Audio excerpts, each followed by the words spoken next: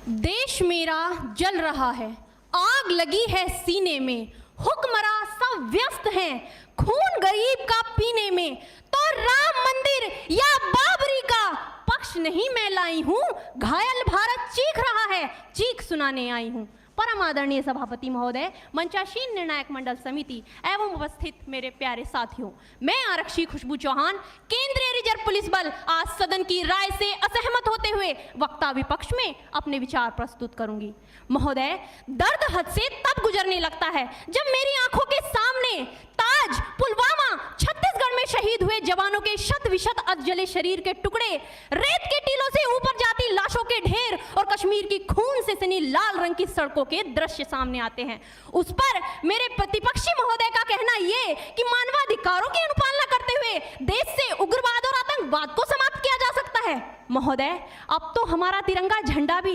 हमसे ये पूछने लगा है कि क्या बात है भारत, आजकल फहराने से ज्यादा मैं कफन में दफनाने के क्यों काम आ रहा हूं। महोदय, हृदय तो उस दिन फट गया जब बूढ़ी माँ अपने बेटे के चिथड़ों को देखकर बोली कि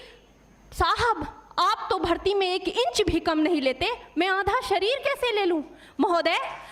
आज इन मानवाधिकारों के कारण इन आतंकियों के बंगलों की आकाओं की नाकफनी हंसती है और शहीद हुए हमारे जवानों के आंगन की तुलसी रोती है। जब एक शहीद हुए जवान की विधवा की वेदना चीख चीख कर ये कहती है कि प्यार भी भरपूर गया, मांग का सिंदूर गया, नन्हे नौनिहालों की लंगोटियां चली गई, छोटी छोटी बेटियों की चोटियां चली गई और आपके लिए तो एक आदमी मरा है साहब, मेरे घर की तो रोटियां ही चली गई। महोदय,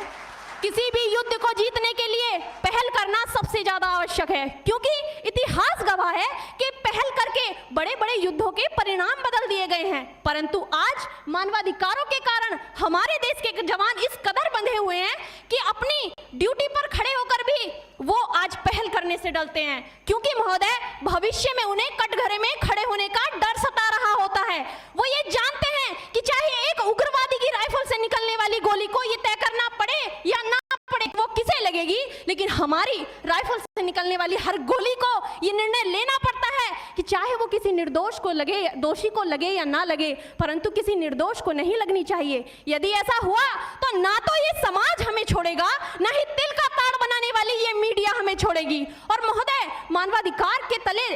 किसी जवान को दबा कर छोड़ दे